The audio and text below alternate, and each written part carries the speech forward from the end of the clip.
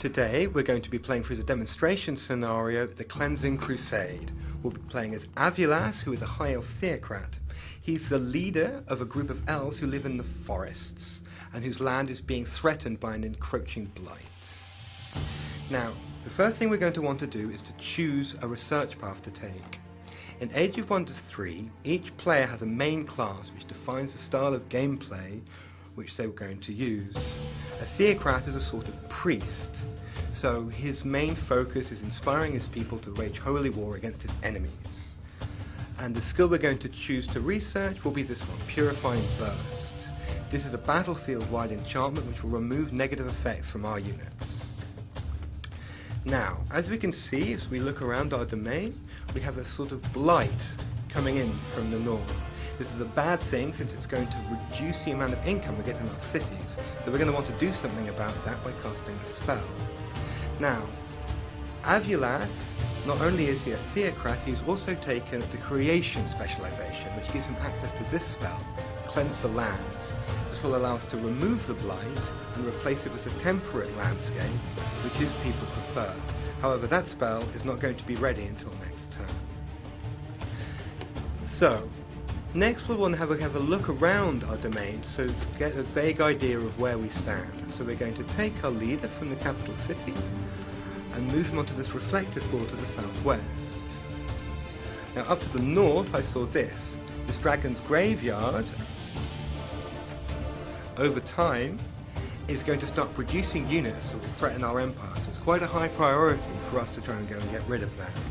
We have a stack here, our hero Ealdor the Fierce, who we can send up north, ready to deal with this next turn. Also, to the west, one of our gold mine appears to have been taken over by a group of human scoundrels, which is obviously not a good thing, so we'll want to get rid of those guys as well. Let's move the leader up here.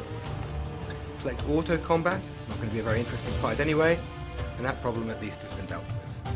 Move to the next turn. And our Cleanse the Land spell is ready to be cast. So, we center on this little sign here, and oops, okay, the blight has been gone, at least from the immediate area, and our citizens are happy. Okay, so for the first stop in our global crusade, we're going to go and cleanse this dragon's graveyard over here. Move in, click enter. On the left we see our force of good against the evil armies of darkness on the right. Looks like we're going to be fighting a dragon. So click on manual combat. Don't really want the AI to be taking over here. Here we see the dragon's graveyard with the big scary bone dragons coming over here to probably do something really horrible to us. Yep, and there he goes. Breath. And now the other guys are coming in to follow up behind, the evil minions. Now as theocrats we obviously have a lot of powers to use against the undead and evil things, and the first thing we're going to try is cast the spell Bane of the Unnatural. This spell will give all of our devout units, which is most of the theocrat units, a damage bonus against the undead, i.e. this big scary dragon here. Now, the first thing we want to do is try and flank him. So we move around behind him, try and backstab him. This means the dragon will lose one of its retaliations in order to turn around, and will also take extra damage. Our hero can also move in and flank him again. Once again, he loses one retaliation, and on the second strike he gets a retaliation. Also, maybe try and do a bit more damage with these Crusaders here, see if we can finish him off. Nope, looks like he's made of sterner stuff, so that's not going to work. Now, we do have other things that we need to deal with, so we're going to use a little trick that the Theocrat has, which is the convertibility of the Evangelist. This allows the Evangelist to convert heathen enemies to the true faith. So we'll set these guys over here up on the right, and hopefully the enemy will move into us. There goes the dragon again with his gas breath attack, and here comes an assassin right into the jaws of our little priesthood we've got set up here. Other enemies moving in, fighting, stabbing. Now the first thing we want to do, our turn again, is Holy War, another spell which once again will boost the damage output of all of our units. Very powerful theocrat spell. Now all of our units will do damage against all enemies. So the first thing we want to do now is try and convert these assassins. And that, and now they're on our side, so we can send them over there and let them absorb some of the damage from these scoundrels.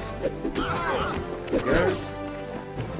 Now hopefully our Crusaders can finish them off. As you can see, these holy war casts, the scoundrels really don't stand a chance against those super buffed units. And hopefully the dragon won't stand a chance either. Nope. There we go. And that just leaves one last little pile of skeletons for us to try and finish off. And down they go as well, and victory for the forces of justice.